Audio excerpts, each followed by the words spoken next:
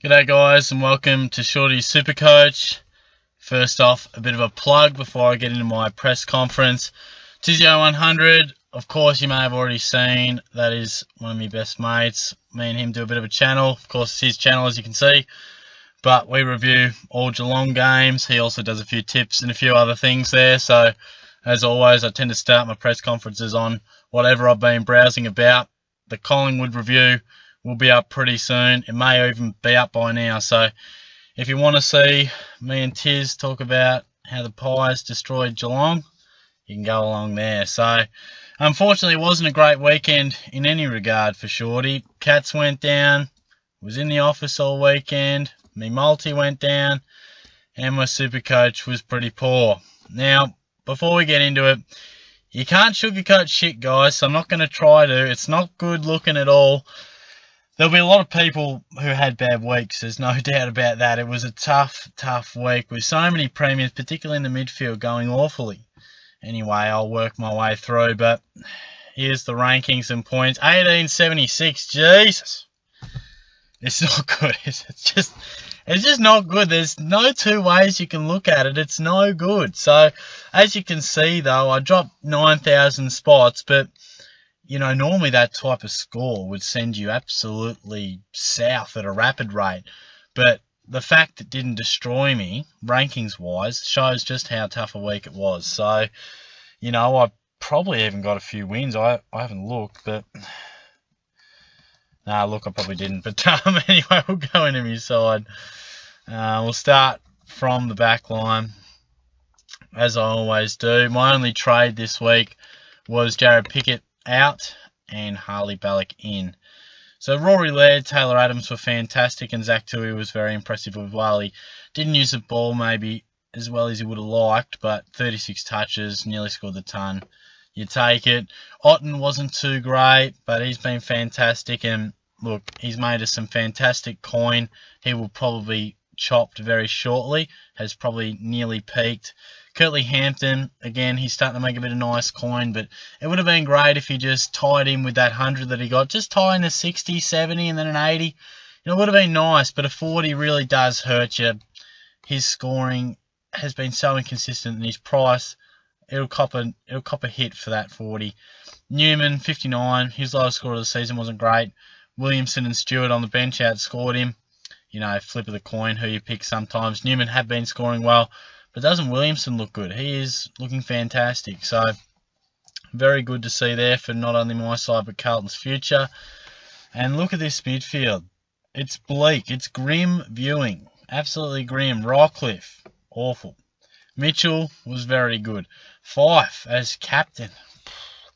I mean, I put the VC on Dalhouse, and then I tossed it up between Rockcliffe and Fife, and had a fleeting thought on Treloar. And look, probably, in hindsight, maybe Tommy Mitchell was a good pick. But hindsight's a wonderful thing. When Rockcliffe didn't score well, I went, whew, thank goodness I didn't put the C on Rockcliffe. Fife had about 10 touches early in the second. I thought, yeah, nice call, Shorty. You've gone well here, the reliable Fife.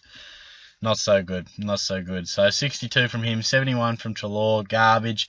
Dane Beam, 66. Nearly puts a line through him as a premium, I think. I spoke about it in the weekend preview. People starting to ask some questions. Is he a premium? I'm starting to think maybe not. I'm really going to have to assess that throughout the week. Dan Hanbury, look, he's going, but barely. I mean, he's scoring better. He's looking better. The Swans are in deplorable state at the moment, but at least he was a shining light in some respects with a ton. Powell Pepper was really good. That was a positive.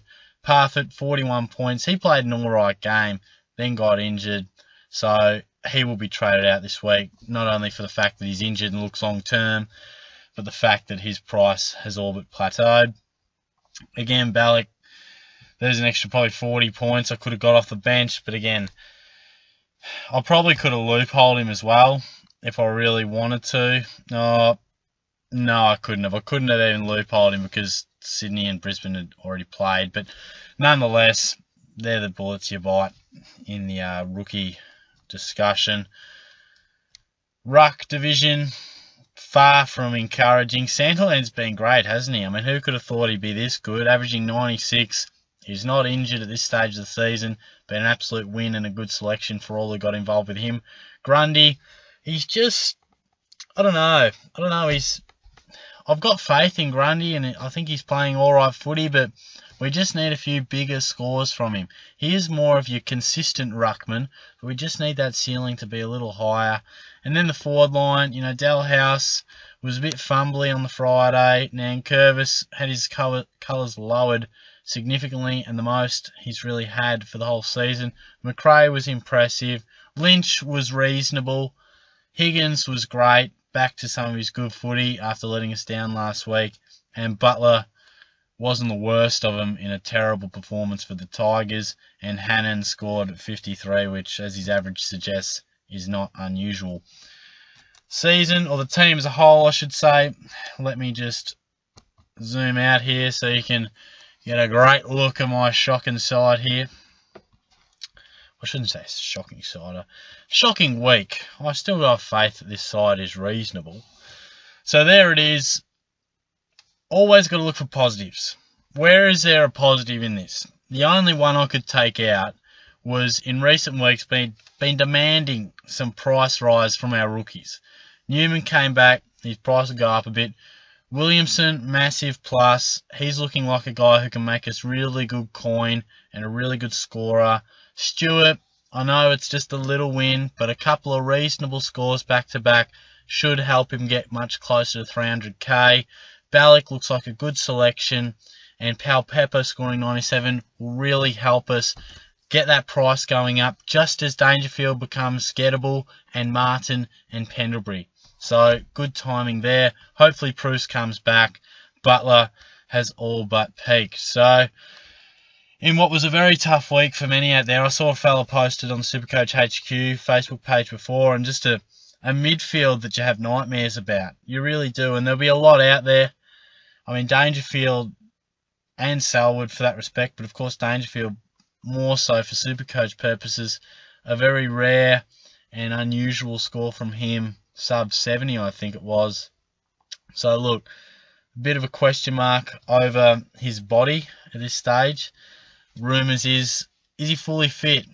We'll have to wait and see, but I think it was probably more a case of Collingwood just really taking a hold of the Geelong midfield. But so that's my team. Obviously a week to forget, really. Not a good week in any respect or regard, which is disappointing.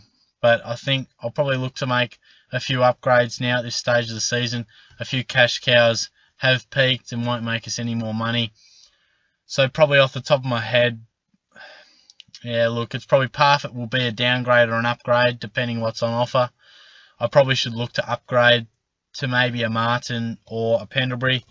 And as you guys know, I've got a bit of money in the bank, which will really come in handy here.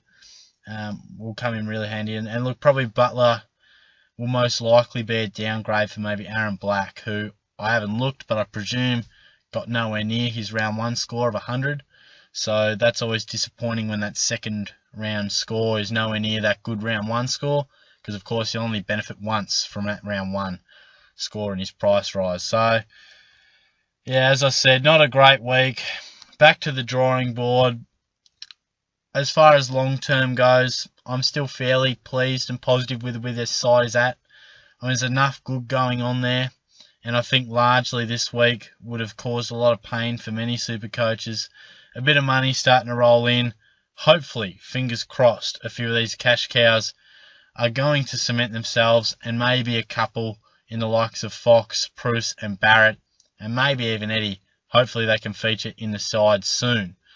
So we'll wait and see on that. But I think we'll start, as I said in the weekend preview, a bit of upgrading, a bit of transition on the rookies and into form and premium. So fingers crossed that my side can start to benefit from that, and we can start getting some better scores. But anyway, thanks for tuning in, guys. Much appreciated. Obviously, last week's presser I didn't get out till midweek, and I think the views dropped off a little bit, which is natural. So hopefully getting this one up on the Sunday night as quick as I can. Hopefully people can get on board, and feel free to criticise my side, which I'm sure I'll cop some heat, but rightly so. Let me know if you had an equally poor week, or if you had a good one. Feel free to let me know as well. Let me know what you're thinking of the channel how it's all coming along, everything like that. So give the video a like, thumbs up, subscribe to the channel if you haven't already. I'll be back later in the week to take a look at maybe a few of the premiums we should get a hold of. And as I said, it's that time of year, which cash cows maybe we should be offloading and which ones we should be downgrading to just keep that rookie ramp rolling. So stay tuned in for that later in the week, guys. I'll catch you soon.